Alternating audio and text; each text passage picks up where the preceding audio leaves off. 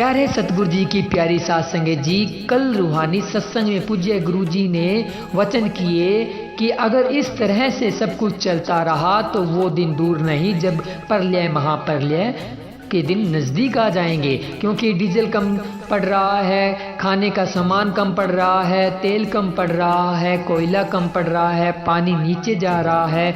तो पूज्य गुरु जी ने इन सब बातों का निचोड़ निकाल कर यही कहा कि अगर इसी तरह घोर कलयुग चलता रहा तो वह दिन दूर नहीं जब यह दुनिया प्रलय महाप्रलय की तरफ और बढ़ेगी। तो प्यारे सतगुरु जी की प्यारी साध संगत जी, पूज्य गुरु जी ने इसके साथ यह भी कहा कि अगर हम राम के नाम का जाप करें, अगर हम इन बुराइयों को छोड़कर लोगों को अच्छी नेकी भलाई के साथ जोड़ें तो हो सकता है कि युग परिवर्तन हो जाए। तो प्यारे सतगुरु की प्यारी साध संगत जी, वीडियो को पूरा देखना है।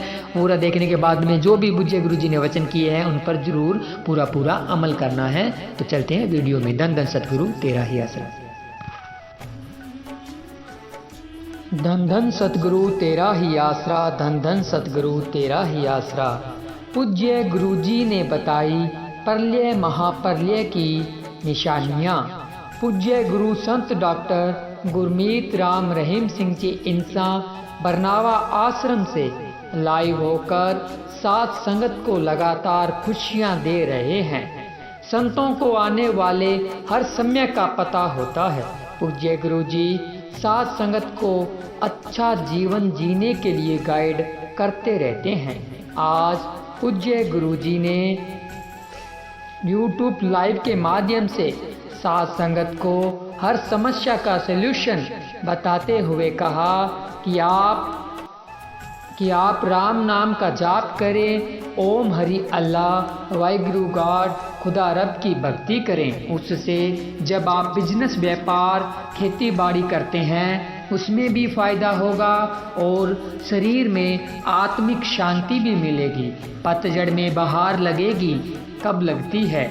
जब शरीर तंदुरुस्त हो, दिमाग खुश हो। पर बहार भी पतझड़ लगती है जब दिमाग में टेंशन है और शरीर बीमारियों से घिरा हो। चाहे कितनी ही बहार आ जाए फिर लगेगा जैसे पतझड़ है। तो जब शरीर में तंदुरुस्ती होगी और दिमाग में टेंशन फ्री होगी, जब आपके दिमाग में आत्मबल परिपूर्ण होगा तो पतझड़ भी बहार लगेगी। और जब बहार लगेगी तो बहार में जो बीज बोया जाता है वही फलता फूलता है।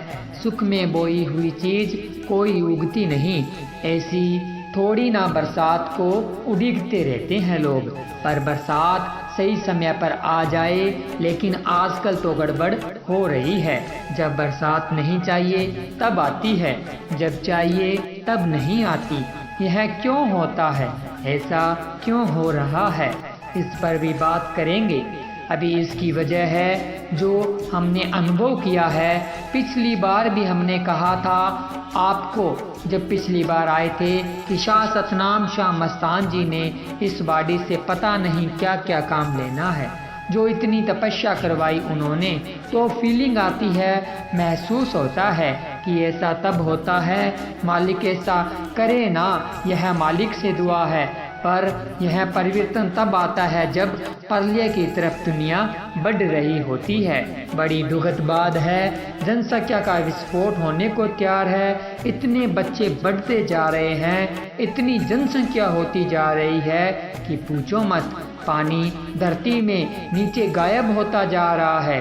कैंसर जैसी कई भयानक बीमारियां दुनिया में छाती जा रही है। और आप सब जानते हैं, हमने कल भी बोला था कि भाई अब 90 से या उससे पहले से लगे हुए हैं, या 1948 ही मान लीजिए कि यह जो नशा है यह घातक है। और 1993 के बाद जो हम सीधा ही आपको कहने लग गए कि यह इनडायरेक्टली युद्ध छिड़ गया है और हमारी आने वाली पीढ़ियों को निकम्मा करने के लिए यह नशा शुरू कर दिया गया है। और आज क्या मैदानी इलाका, क्या आसमानी इलाका, क्या समुंदर किनारे, सब जगह नशे ने पांव पसारे और बुरा हाल हो रहा है।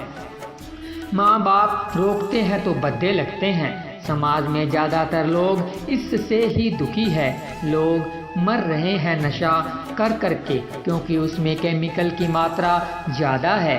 आदत पड़ जाती है बंदे को और फिर वह बर्बाद होता चला जाता है और इससे बंदा मरता बड़ी जल्दी है।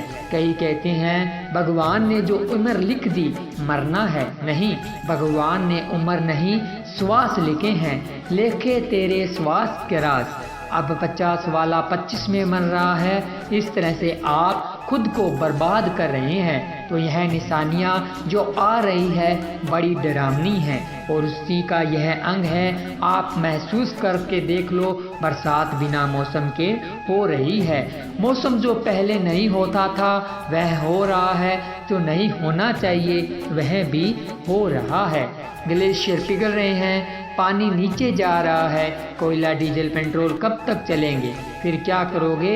आदत तो हो गई, अब लाइटों के भी आदी है, पंखों के भी आदी है, एसी की भी आदत है, बहुत सी चीज़ें हैं। पर जब यह ख़त्म हो जाएगा जिनसे यह चीज़ें बनती हैं, फिर क्या करोगे? पुरातन समय में सौर ऊर्जा की रोशनी से ही सब कुछ लिया जाता था और प्रदूषण भी नहीं फैलता था। उससे हमारे ख्याल से, बाकी तो साइंटिस्ट बता सकते हैं।